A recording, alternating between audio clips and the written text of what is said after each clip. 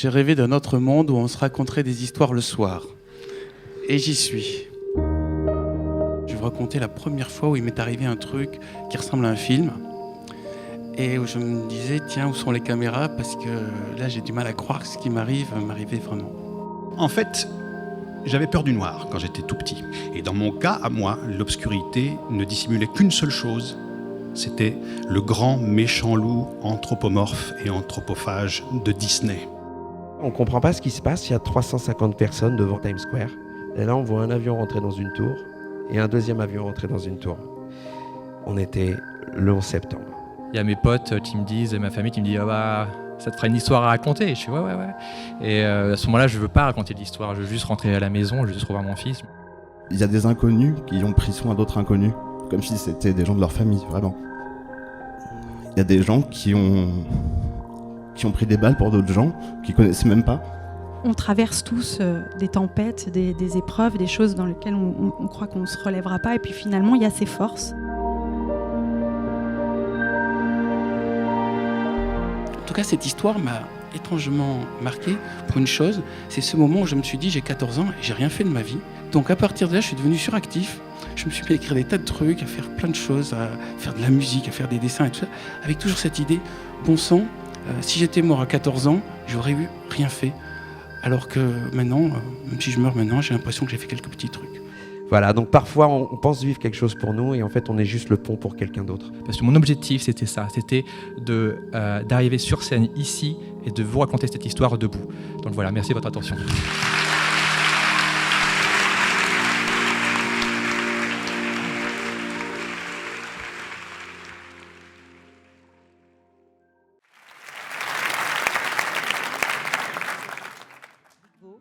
Cinquième invité, cinquième histoire. Notre cinquième invité, c'est une des voix mythiques de France Inter. Alors d'habitude, il raconte les histoires des autres, il raconte des affaires sensibles, mais ce soir... Ah, ça y est! Ah oui, on l'applaudit déjà! Je ne sais pas à qui vous pensez, mais ce soir, pour une fois, il va venir parler de lui, d'une histoire qui a été déterminante pour la suite de sa carrière. Merci d'applaudir très fort Fabrice Drouel.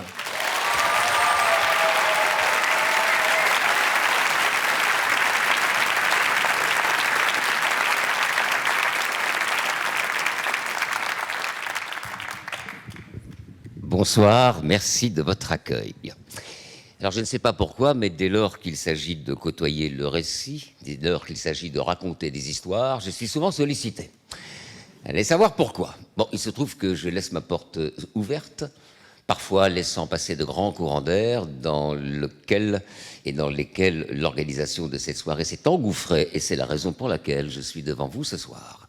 Et plutôt avec vous ce soir, car je n'ai pas résisté au plaisir de vous rencontrer. C'est toujours ici au 104, votre jardin, qui est notre jardin. Toujours un plaisir de parler avec vous et de vous voir. En son temps, Alain Delon parlait, souvenez-vous, à la troisième personne du singulier, ce qui lui a valu beaucoup de reproches. Et pourtant, il s'en expliquait. Il disait, si je dis je, toujours je parle de moi, ça me gêne, donc je dis il. Et en fait, Alain Delon mettait une distance entre lui et son ego. Je fais partie de ceux qui ont pensé que cette démarche était sincère, à tel point que lorsque je m'exprime, parfois en public, et qu'il s'agit de parler de choses plus intimes que les choses derrière lesquelles je me cache chaque jour, l'histoire des autres, eh bien je vais appliquer cette méthode dont acte ce soir. Nous sommes à l'automne, au mi-temps des années 70. C'est l'histoire d'un adolescent, le jeune Fabrice, et c'est donc mon histoire dont je vous livre ici un fragment, qui connaît quelques problèmes de santé. Oh, rien de grave, mais il faut le garder quelques jours pour observation, pour examen. Il a un problème de taille très très modeste. Il a 16 ans, il mesure 1m48, ce qui est à la fois ballot et très difficile à vivre psychologiquement. D'où cette présence à l'hôpital pour examen. C'est l'histoire d'un jeune homme né sous les néons blafards de la maternité publique de Lisieux, une ville sans autre grâce que celle de Dieu, dans laquelle il ne reviendra pas. Aussi peu. Il est né d'une mère, et seulement d'une mère, qui avait décidé de vivre sa vie comme elle l'entendait dans une période corsetée à l'orée des années 60.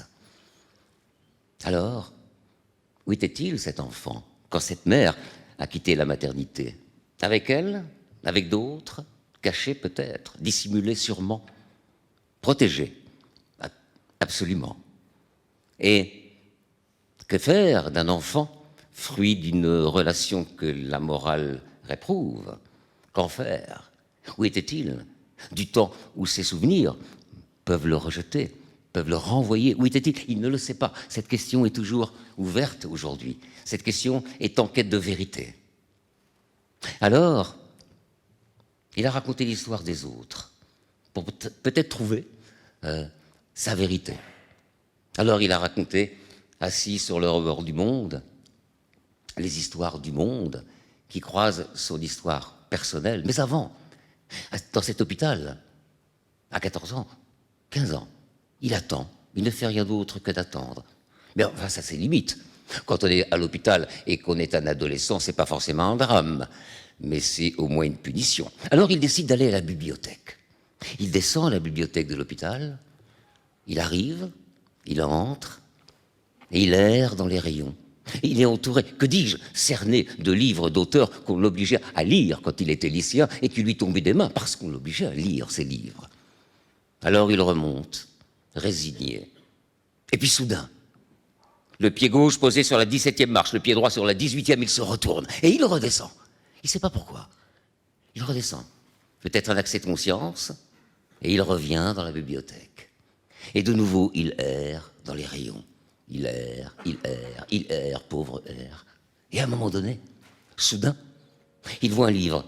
Il voit la tranche d'un livre, coincé entre les illusions perdues et le bonheur des dames, par exemple. Alors il prend ce livre, il le désincarcère.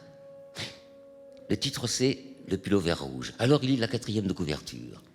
Et il découvre l'histoire d'un jeune homme appelé Christian Ranucci, accusé du meurtre de la petite Dolores aux alentours de Marseille, un homme dont la justice n'a jamais réussi à prouver la culpabilité, mais qui a été quand même guillotiné. Alors l'adolescent qui n'avait jamais réussi à lire plus de 20 pages est interpellé, intéressé, et il remonte dans sa chambre. Et cette fois, il remonte motivé. Fini l'errance, fini la vacuité.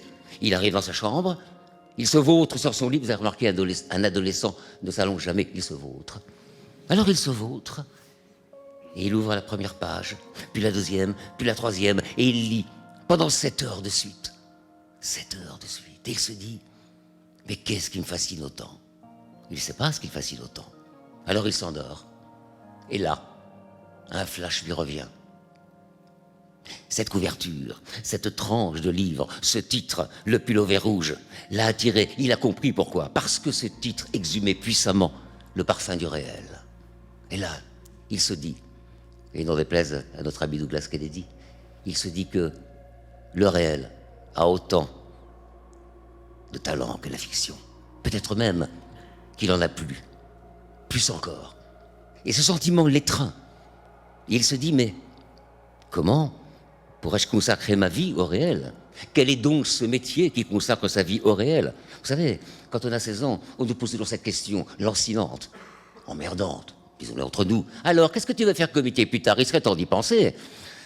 Ben, je ne savais pas, rien ne m'intéressait. Rien n'intéressait l'adolescent. Oh, j'ai parlé à la première personne. Rien n'intéressait l'adolescent. Et là, il se dit qu'il y a un métier qui traite du réel, c'est journaliste. Alors, il sera journaliste. Alors, il fera partie de ces gens qui ne rêvent pas leur vie, qui vivent leurs rêves. Et il sera journaliste, c'est certain. C'est l'histoire d'un adolescent qui, devenu homme, assis sur le rebord du monde, racontera les histoires du monde pour que peut-être, et enfin, on lui donne une vraie réponse et qu'enfin jaillisse la vérité. Merci. Fabrice Drouel.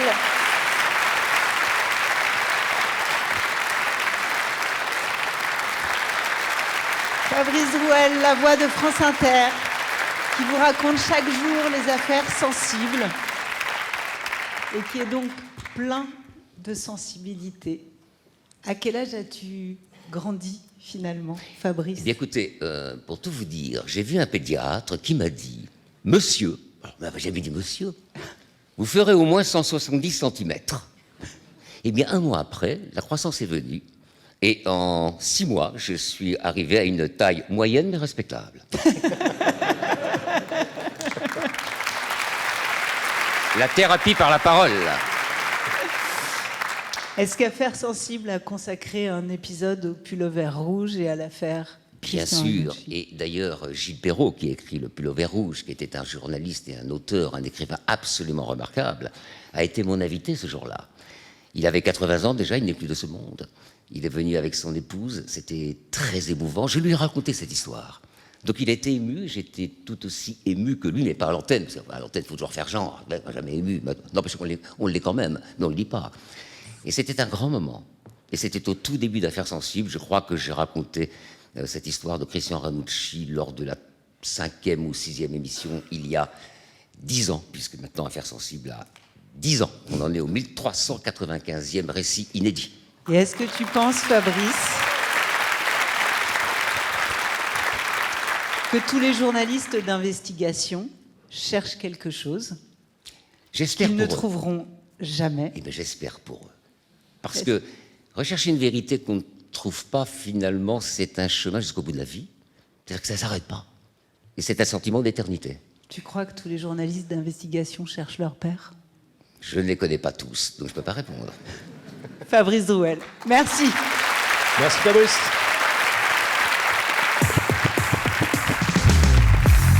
La veillée